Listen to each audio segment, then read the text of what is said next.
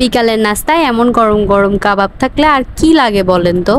আসসালামু আলাইকুম। আজকে মুবাশশিরা ডেইলি লাইফ থেকে আবারও ছোট্ট একটা ভিডিও নিয়ে চলে আসলাম। আর আজকে কোনো রান্নার ভিডিও দেখাচ্ছি না, আজকে খুবই সিম্পল রান্না বান্না করছি। ডিমটাকে এভাবে ভেজে রান্না করেছিলাম, আর হচ্ছে পেঁপে আলু দিয়ে চিংড়ি মাছ রান্না করেছিলাম।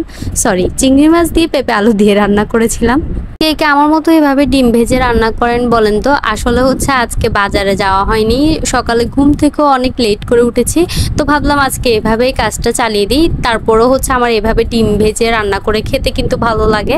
আর এখানে হচ্ছে আমি এক পিস মুরগির বুকের মাংস ভিজতে দিয়ে দিয়েছিলাম আর কিছুটা ডাল। তো এইদিকে হচ্ছে পেঁপে তরকারিটাও কষাতে দিয়ে দিয়েছি। আজকে কিন্তু ফুল রান্নার ভিডিও আমি দেইনি, জাস্ট টুকিটাকি ভিডিও ক্লিপ নিয়েছিলাম যেন আপনাদের সাথে টুকিটাকি ভিডিও শেয়ার করা যায়, তাই আর কি।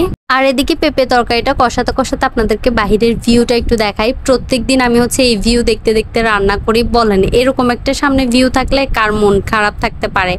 তো এদিকে বিকালের নাস্তার একটা ভিডিও ক্লিপ আপনাদের সাথে শেয়ার করতেছি। জানি না এগুলার কালার দেখতে হচ্ছে এতটা ডার্ক কেন দেখাচ্ছে, যদিও হচ্ছে সামনাসামনি এতটা ডার্ক ছিল না, ক্যামেরাতে কেন এত ডার্ক দেখাচ্ছে বুঝতেছি না।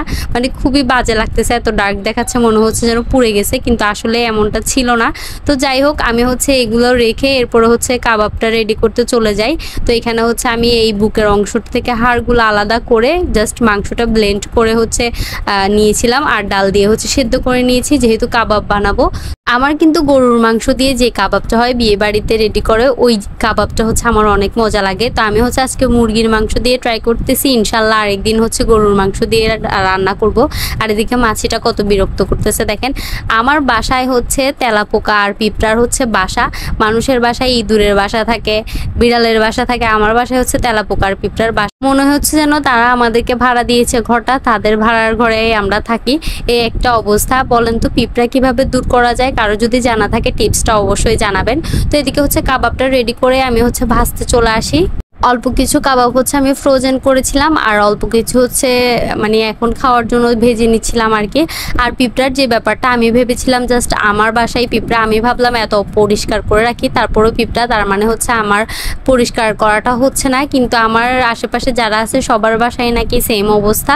তো ওইটা নিয়ে একটু টেনশনে পড়ে গেছি যে এত পিঁপড়া, এই পিঁপড়ার জন্য কি করব।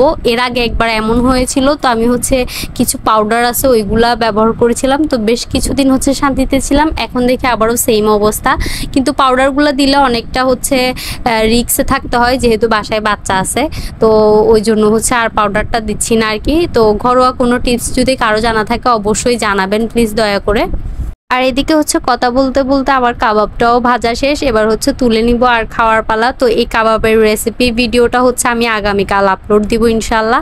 তো আজকের মতো হচ্ছে এই পর্যন্তই রাখছি। যদি ভিডিওটা ভালো লাগে অবশ্যই লাইক কমেন্ট এবং শেয়ার করে দিবেন। আর আমার অবশ্য যারা হচ্ছে রেগুলার ফলোয়ার, ওরা তো জানেন হচ্ছে এখন 1 লাখের একটা পরিবার আমরা। তো সবাই হচ্ছে বেশি বেশি ভালোবাসা দিবেন, সাপোর্ট করবেন, আর বেশি বেশি হচ্ছে আমার ভিডিও শেয়ার করে দিবেন, আরও মানুষকে দেখার সুযোগ করে দিবেন। আজকে এই পর্যন্তই রাখছি, সবাই ভালো থাকবেন, সুস্থ থাকবেন, আগামী ভিডিওর জন্য অপেক্ষায় থাকবেন। আল্লাহ হাফেজ।